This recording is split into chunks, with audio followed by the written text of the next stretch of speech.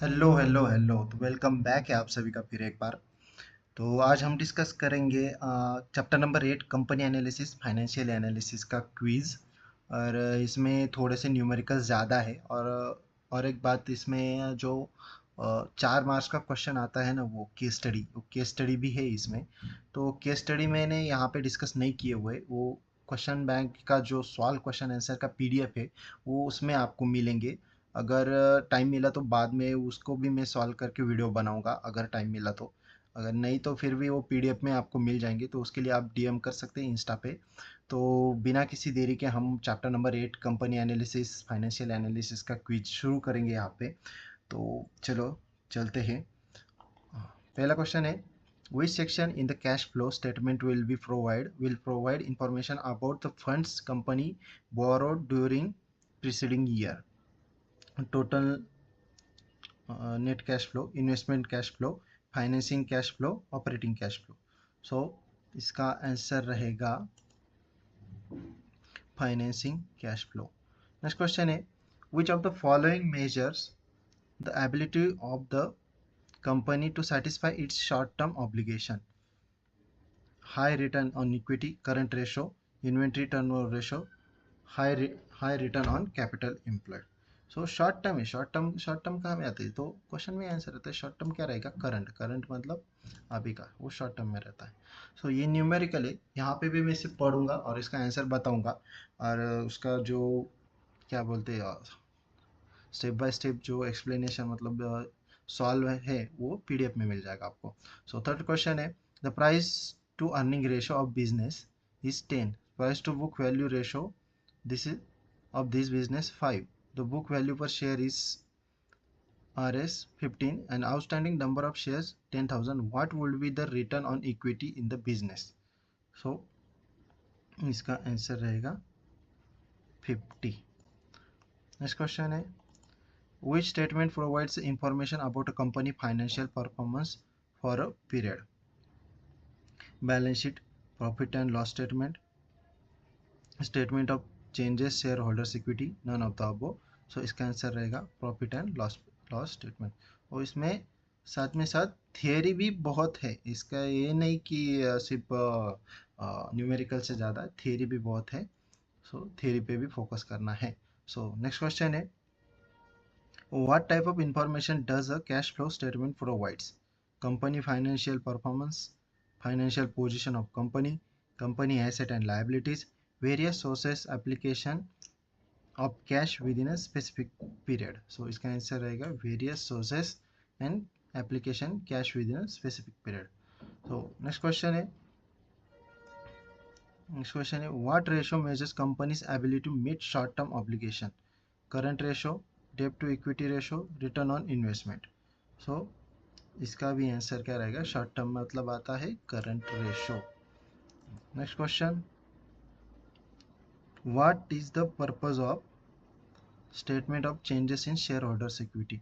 To outline sources uses and uses of cash, to summarise the company income and expenses, to provide the information on the company financial position, to track changes in funds belonging the shareholders. So इसका answer रहेगा to track changes in funds belonging to the share holders. Next question है, non current asset typically represent the asset that are expected to provide the benefits over a short period, usually less than 1 year. So इसका answer रहेगा false. Next question है, when does goodwill typically arise on balance sheet? When asset depreciate in value, when liabilities exceed asset, when a company acquires another business, when inventory decreases in value. So इसका answer रहेगा when company acquires another business. Goodwill typically balance sheet arise कहाँ होगा? Company acquire करेगा कोई नया business. सो next question है, what is the current liability? Obligation of a company needs fulfilled within 1 year, obligation of company that are not related to the financial matters,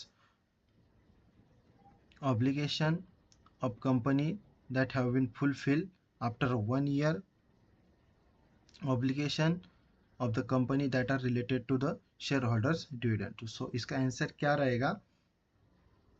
Obligation of company that needs to fulfill within a 1 year. Next question है, what does working capital represent in balance sheet analysis? So current asset minus current liabilities, long term asset minus long term liabilities, total asset minus total liabilities, shareholders equity plus long term liabilities. So इसका answer क्या रहेगा? Current asset minus current liabilities current asset में से minus होते हैं. सो next question है, what does minority interest signify in company's financial reports? So tax benefits for minority shareholders, income from the subsidiary companies, dividend paid to minority stakeholders, profit belonging to the external shareholders of subsidiary company. So इसका answer रहेगा profits belonging to external shareholders of a subsidiary companies. Next question है, what type of items are considered exceptional items, non-recurring items? So regular option say regular operational expenses, taxes from non-core operation, usual income or expense not part of routine operation, and operation income. So इसका answer रहेगा unusual income or expense not part of a routine operation. Next question है, what does EBITDA stands for in financial analysis? So EBITDA का full form लिखना है आपको. सिर्फ EBITDA का full form क्या रहता है? Earning before interest, tax, depreciation and amortisation. Earning before income tax, तो इनकम टैक्स तो आता नहीं है इसमें, डिप्रिसिएशन अमोर्टाइजेशन. अर्निंग बियॉन्ड भी नहीं आता. Earning before interest, taxes, dividends तो भी नहीं आता. सो नीचे वाले तीनों ऑप्शन डायरेक्ट कैंसिल होते हैं. इसका आंसर क्या रहेगा? Earning before interest, taxes, depreciation and amortization. Next question है, which type of cash flow involves activities related to business operation? Operating cash flow, acquired cash flow, financing cash flow, investing cash flow. Related to the business operation मतलब simply answer क्या रहेगा इसका? Operating cash flows. Next question है, what does a positive value in an investing cash flow typically indicates? Buying asset, issuing equity, selling asset, redeeming debt. So इसका answer रहेगा selling asset. अगर asset कोई cell किया तो क्या रहेगा उसमें? कैश फ्लो का पॉजिटिव वैल्यू रहेगा ना. कुछ माल बेचा कंपनी का तो वो पैसा कंपनी को आने वाला तो वो पॉजिटिव वे में लिया जाता है. So next question, a business generated sales 5 lakh with net profit margin 25%. If the return on equity 20%, what will be the equity capital business? So इसका आंसर है 6,25,000. Next question है, the debt to equity ratio of firm 3:1 and the total asset is Rs 12 lakh. If the return on equity 15%, what will be the net profit of company? So इसका answer है 45,000. Next question है, if the business has net worth of Rs 10 lakh and the net profit is Rs 1,20,000, what is the return on equity? So इसका answer है 12%. Next question है, how is the debt to equity ratio calculated? So EBIT divided by interest expenses, long term debt divided by net sales, long term debt divided by net worth, current asset divided by current liabilities. So इसका answer रहेगा long term debt divided by net worth. Next question है, what is the significance of an interest coverage ratio? Options है, determine leverage effectiveness, evaluate inventory management, indicate liquidity status, analyze profitability trends. So इसका answer रहेगा determines leverage effectiveness. Next question है, what does the quick ratio primarily exclude in its calculation? So इसका क्या answer रहेगा? Option है account receivable, cash, current liabilities, inventories. So quick ratio primary exclude, quick ratio में कहाँ आता है inventory, इसका आंसर है इन्वेंट्री। सो नेक्स्ट क्वेश्चन है which ratio indicates the frequency of asset utilization for generating revenues? Account receivable turnover, asset turnover, account payable turnover, inventory turnover। so इसका answer रहेगा asset turnover। next question है what might a high inventory turnover ratio indicates for a company? Efficient inventory management, slow conversion of sales into cash, higher profitability, low demand for the company's product। so इसका answer रहेगा efficient inventory management।